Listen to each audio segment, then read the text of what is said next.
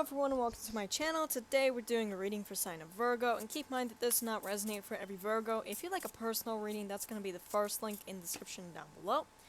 Repeat that, first link in the description down below for a personal reading. You also find my Etsy shop, my shirt store, my website, different social media platforms I'm on, as well as Patreon and Ko-Fi.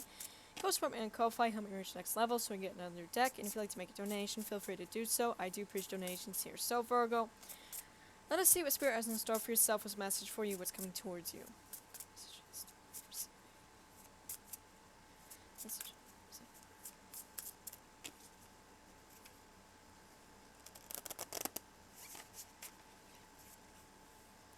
Oh, we have number 1, the infant Ganesh. Remover of obstacles, calling Ganesh to remove obstacles in your life. Alright, so we have Lord Ganesh here.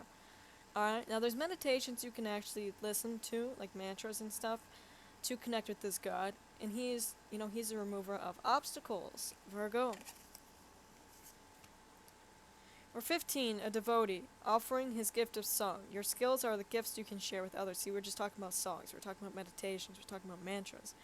Alright, but you have gifts here that you can share with others, and it's your skills, it's your talents. Can be something with music, doesn't have to be.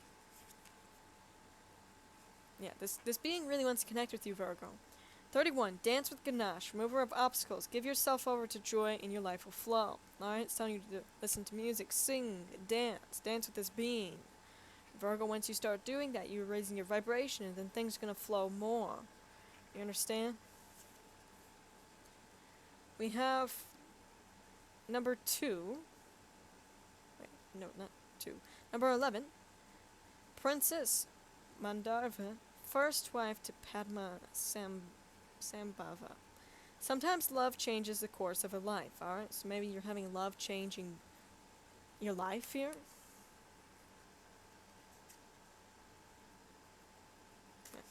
Okay, so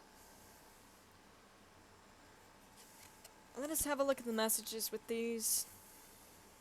Starting with number 1.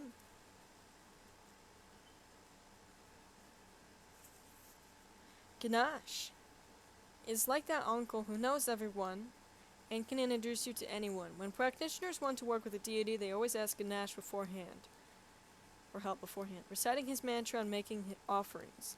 He's sometimes portrayed as an infant, as in this image, very sweet, not like the all-powerful force he is. He has many forms, as do most of the gods of Buddhist and Hindu pantheons. But a few features are always the same. He has a large stomach, showing his massiveness. He is a huge creature, and therefore good at removing obstacles. He represents the earth level of existence, where eating and food are part of life. His large head shows his relationship to the intellectual path of spiritual work. Elephants, although massive, are sensitive creatures, as capable of picking up a strawberry fallen onto the ground, as pushing that illegally parked car in front of your driveway. Call on Ganesh to remove obstacles in your life. Okay? And we have number 11.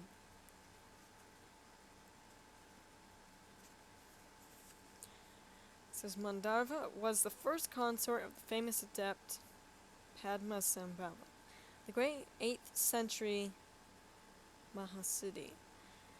She was an intelligent, beautiful Indian princess, bookish to a fault, interested only in scholarly study, learning and teaching the Dharma. Her father, king of the province in northeast India, let her devote herself to study of all sciences, art, and teachings available to her in her time, and by the age of 13 she had mastered them all. At the age of 16 her reputation had spread throughout China and India, and she began to receive many suitors, but her inclination was towards spiritual growth rather than the worldly life of a royal wife.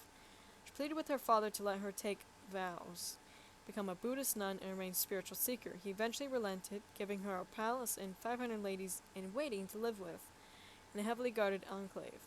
And then her life took another course.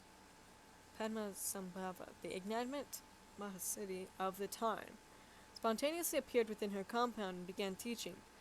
Must have been memorized. She became his consort at the age of 16. A consort is a partner that a tantric master takes on in his work. It's not just a love match, as the couple uses their union further to refine and understand the energy of enlightenment. But her father was so enraged that she had decided on what he thought was a worldly life. After all, having spurned so many political advantaged suitors, and he attempted to burn Padmasambhava on the funeral pyre and imprisoned his daughter to a pit. Padma emerged unharmed. A lake formed where he had been sent to burn alive. Because of the miracle, Mandava's father consented to their union and accepted Padma and her path as one devoted to spreading Buddhist Dharma. She is often painted at Padma's side, along with his other primary consort, Yeshe Tsogyal. Okay? Then we have number 31.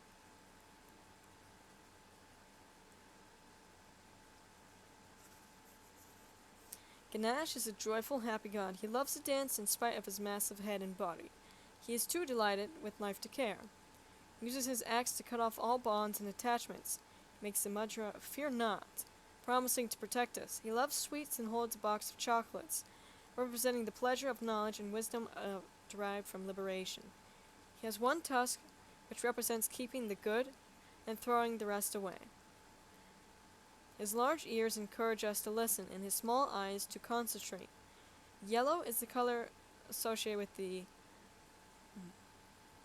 Muladhara chakra, which is in the belly, and where the Kundalini resides. Ganesh is the deity who guards the chakra, so his large belly has plenty of room for the power of the energy stored here. Alright, so I believe that's yellow chakra. That is the solar plexus chakra. So awakening that, working with that, listening to meditations for that, connecting with this god here, Ganesh. Alright, I feel like you're having some sort of love kind of change your life, kind of change your direction here. But you're needing to call on Ganesh to remove all obstacles that you may be facing, Virgo. So, this message is for you. That's the beings you're connecting with. Now let's get some runes, some charms for yourself.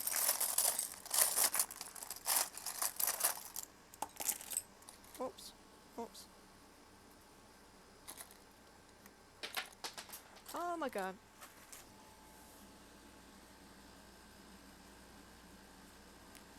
Let's see what that is.